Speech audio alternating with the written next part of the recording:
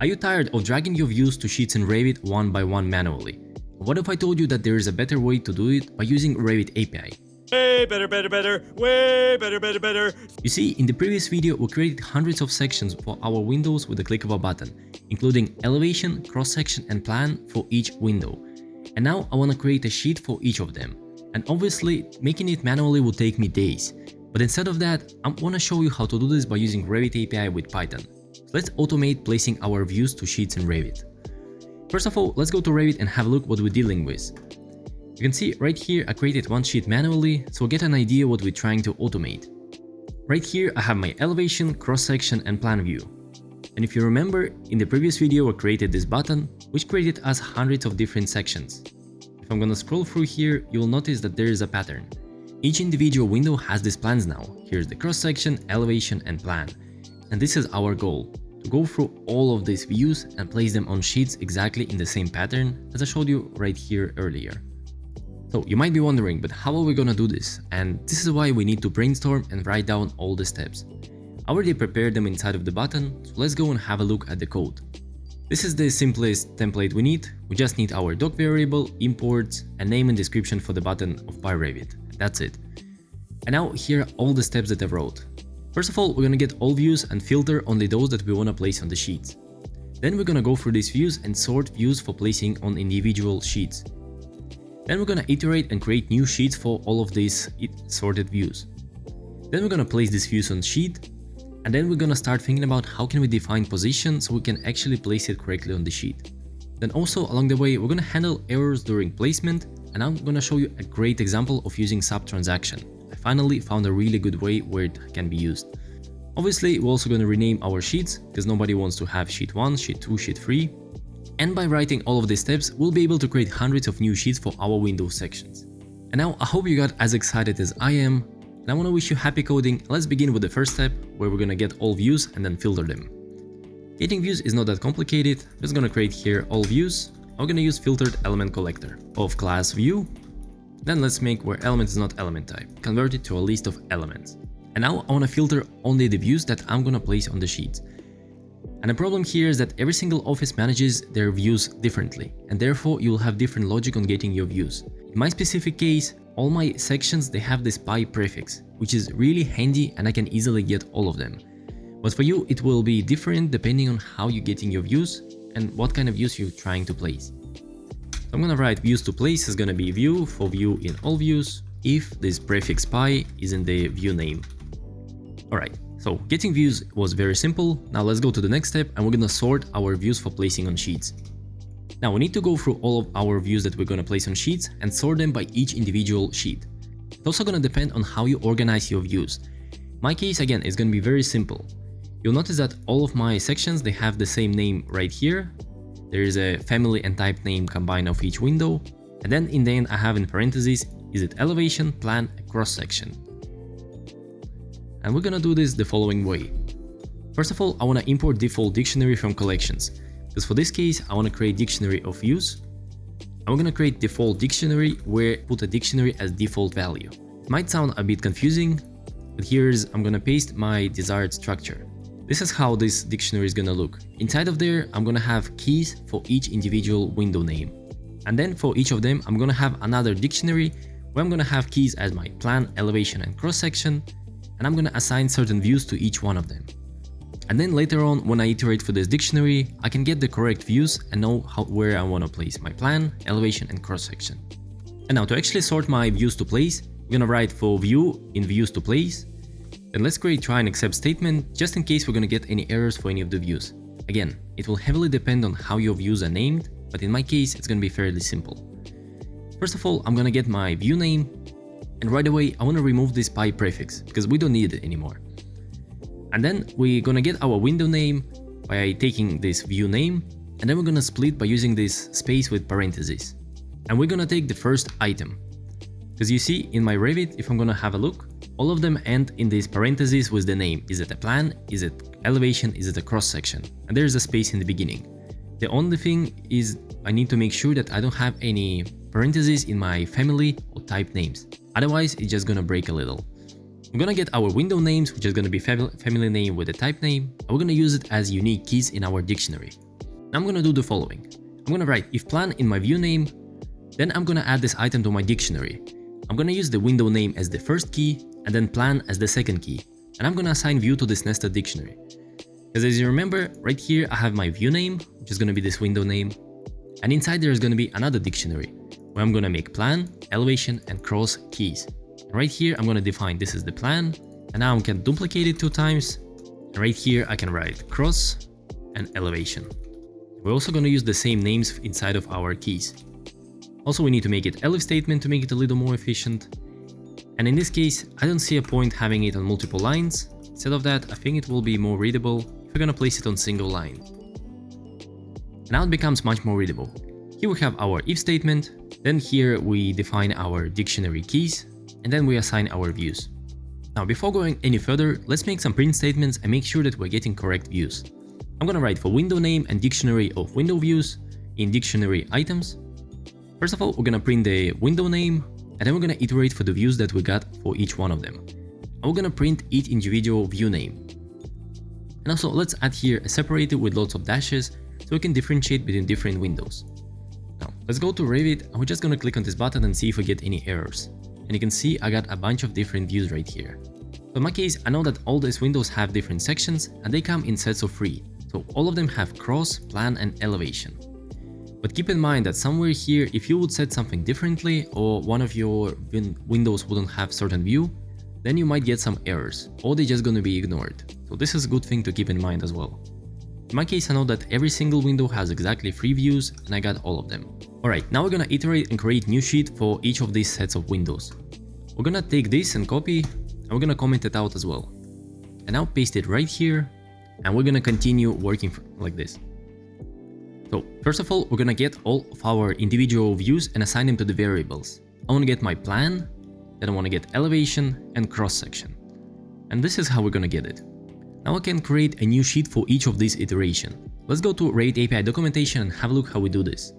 There is a class called view sheet, and if we're gonna go to its methods, we'll see there is a create method. And it's fairly simple. This is gonna create a new view sheet, and it takes 2 arguments. We need a document and we need element ID of a title block, which is a very easy thing to do. So let's go and actually do this. So to create a new sheet, it's going to be very simple. Just going to use a view sheet class and create method, and it takes 2 arguments, document and title block ID. I also want to use default title block ID. It's very simple to do. We're just going to use document get default family type ID. Inside we need to provide element ID, our built-in category, title blocks. This will get whatever is the default title block we have in our Revit. And if we don't have any, I think it's going to return us element ID -1. Now, we don't want to have it inside of the loop because it's always going to be the same. So we can take it and put it somewhere in variables. Now we have it and it's right here. So this is going to create just empty sheet for each of these iterations. But for that, we also need to use transaction because we're making changes to our Revit project. Therefore, we need to start and commit our transaction. To create transaction, we need to provide document and the name of this change. And then we need to start and commit it. And all the changes have to be here in between. We have to take it and place it somewhere here on the bottom after our iteration. And also, whenever you use transaction, try to keep them outside of the loops, because if you're gonna put it inside of the loop, it's gonna affect your runtime. Alright, we can go to Revit and test it, but before that, I also wanna limit my iterations. Because at the moment I have like 300 something sections, and I don't wanna create hundreds of different sheets. Instead of that, we're gonna create a counter here. And then somewhere here on the bottom, we're gonna create a temporary counter as well. We're gonna counter plus equals 1, and if counter is more than 10, then we're gonna break from this loop. This way we can only make 10 iterations. And it's quite good during development, because we don't need to see that much to make our script work. And when it's ready, we're gonna remove it and run for all of our sheets. Now, let's go to Revit and have a look what we get. I'm gonna click on the button, and you can see right here it created a bunch of different sheets. At the moment they're just empty sheets, but that's fine. Because that's exactly what we want. We just want to make sure that we create our sheets correctly. I'm gonna delete all of them, and now I can go and have a look how do we place our views on our newly created sheets. Let's make some space, and let's move this step right here, which is place views on sheets. For this, we'll create multiple viewports. We're gonna create viewport of plan, cross-section, and elevation. And it's gonna be very similar. We're gonna write viewport, create, and then it takes document, then our sheet ID, our view ID, and our point for the plan. This variable plan is going to be here instead of our view, and and make sure we're getting our ID. Then for the sheet, we're gonna use this new sheet everywhere, so place it here. And now we need to define point on the sheet where we're gonna place it. Now let's put here this section that we wrote earlier, define position for placing views. And we need to create point for plan, cross, and elevation. And listen, this step will heavily depend on what kind of views you're trying to place. Because let's go to Revit and have a look around. First of all, when you take your title block, and we're gonna create similar, you will notice where its origin point. And we can assume that this point here is 0, 0, 0. So as you know, so it means that whenever we move to the left in x-axis, it's gonna be the negative values. We're gonna move up in y-axis, it's gonna be positive values. And z-axis is normally forward and backwards, but in case of the sheet, it doesn't matter. So the title block has right here the parameters. We have a sheet width and height. And this can be used to define the boundary of our title block.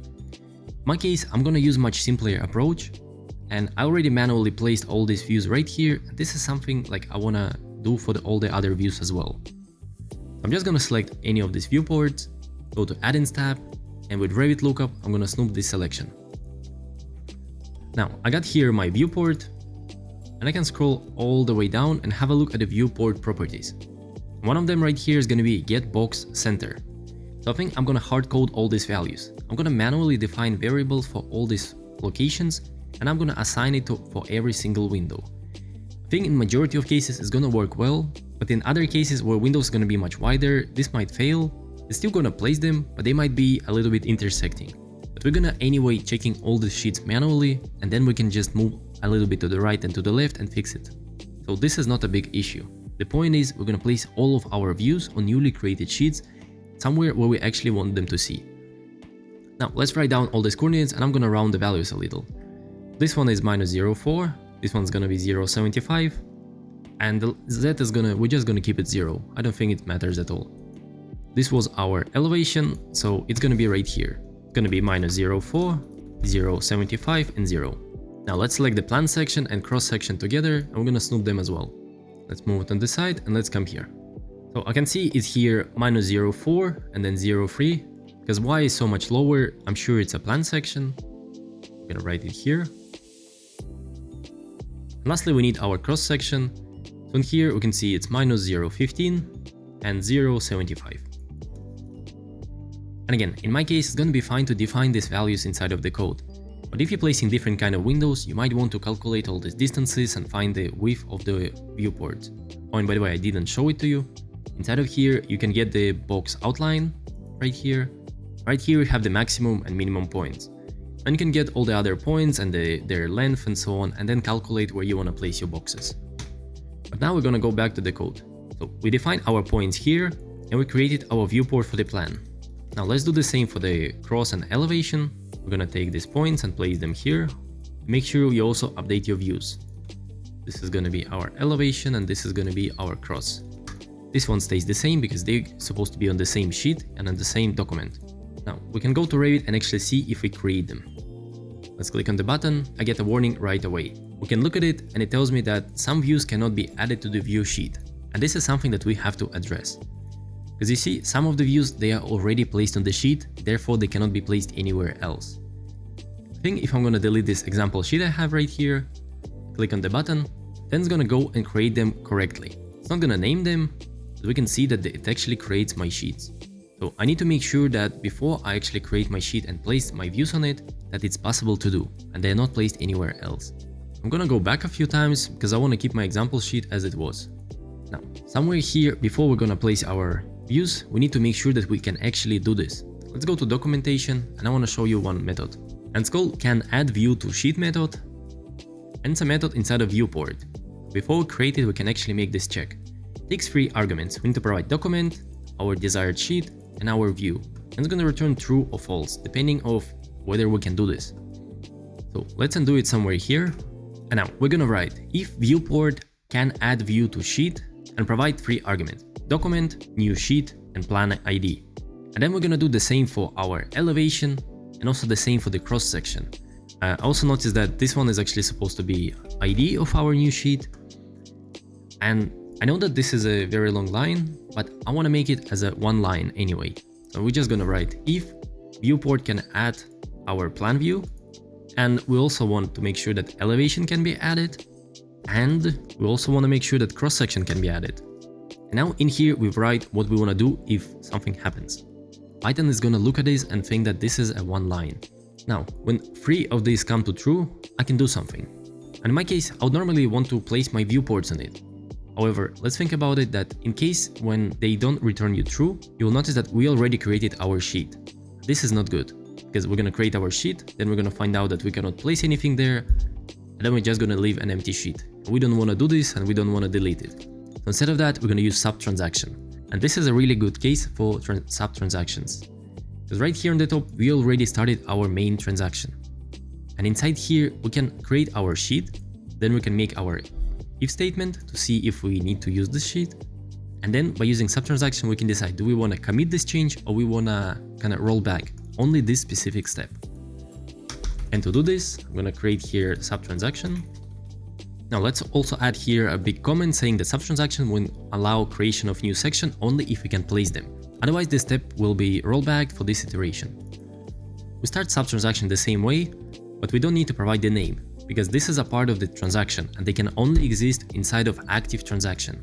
Now, we create our SubTransaction, then we create our new sheet, and then we check if we can add new views to this sheet. And if we can, then we're gonna confirm this SubTransaction. Or otherwise, we're gonna roll back from this transaction, like it never happened. And also let's add here a print statement saying that the following window section are already placed. And we're gonna provide the window name. This way we can see that this section is already placed somewhere. Alright, so we added this check right here, and we're also creating SubTransaction. And again, keep in mind that this check could have been done in so many different ways. There's even simpler ways to do this, but I think this is a cool way, and I also get to show you how to use SubTransaction. So we're gonna come here to the else statement and we're gonna add here continue, which I forgot to do the first time. Because if we're gonna roll back this step, we don't wanna go any further. We're just gonna sort of cancel this iteration and go to the next window. Now let's go and try it again. So I'm gonna click on it. This time it tells me the following window already placed, and then created a bunch of different windows. So we definitely wanna create another print statements to show which windows were created. And now if I'm gonna scroll and look at them, this is actually looking pretty good. Because I can see all these windows. This one has a little overlap, but it's still pretty good actually, because they have the same floor and there is nothing disturbing. So I could take that one, just drag it here, and now it's good to go. And I know that many of you expect to automate this step as well, and it's still possible to do, but in many cases it's not really important, because you would go through these views anyway to ensure that you made really good results, and just moving a few things here and there is not that problematic. Overall, that looks really good. Now let's go back before we created them. We're gonna also rename all of these sheets, because you saw they all have sheet 01, 02, and it's not good. Take that one and print it here as well, but we're gonna have a different message. Just gonna write that we created new sheet for the window and then name of this window. Now let's create step here for renaming our sheets, and it's very easy. We're gonna use try and except statement because sheet numbers have to be unique, and if we're gonna try to set not unique value, it's gonna crash. So it's really good to use try except here. I'm gonna write new sheet number equals window, and then we're gonna paste the window name. Also, I'm gonna set the names of my sheets to be empty. While it's not possible to do manually, we can do this with our Revit API script. And I think we have all the steps that we wanted. We can also comment out this temporary counter, so we don't limit our iterations to only 10 windows. We actually want to create hundreds of sheets this time. Let's go and make the final check. I'm gonna click right here, and you can see it started creating lots of sheets. So far I have only one warning on the top that we couldn't create for existing windows, but the rest you can see it's creating my views one at a time. And now I have hundreds of sheets created for my windows. And if I'm gonna scroll through, you can see that they all look pretty good. And it all depends on the size of the window. Because you can see some of them even overlap, but in this case this overlap means nothing. Because as long as I hide all the boundaries, it looks pretty good as well. But it depends on the project obviously. So I hope you found this useful and you learned how to automate placing views in Revit to your sheets by using Revit API. And if you want to learn more about how to use Revit API, you can check out my website learnrevitapi.com, where I'm planning a launch very soon. You'll be able to join my Revit API course and learn all the basics so you can automate things like this. And also, if you would want to follow this tutorial and actually create all the sheets for all your windows in the project, you would have to check my previous video where we're automating creating sections for each individual window. I hope you're gonna enjoy this, and I'll say huge thanks to watching this far and to all my supporters that you can see right here. And as always, I wanna wish you happy coding. Goodbye.